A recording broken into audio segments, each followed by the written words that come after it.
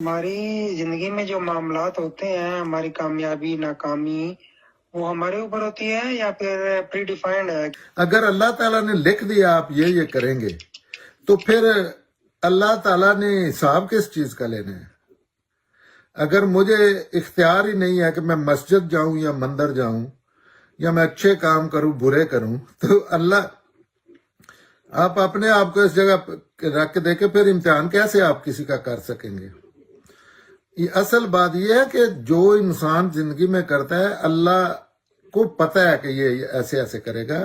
अल्लाह ने बिल्कुल कोई नहीं किसी का लिख के रखा हुआ कि ये अगर लिख के रखा हुआ है, मेरा अल्लाह ने डिसाइड करके पहले ही रखा हुआ है, तो मुझे इस दुनिया में इम्तिहान के लिए भेजने का फायदा क्या? कोई अक्ल नहीं मानती कि फिर मुझे क्यों भेजा इधर? अल्लाह ताला को इल्म होता है कि ये चीज ऐसे होनी है, और इल्म ना हो तो अल्लाह अल्लाह ही नहीं है।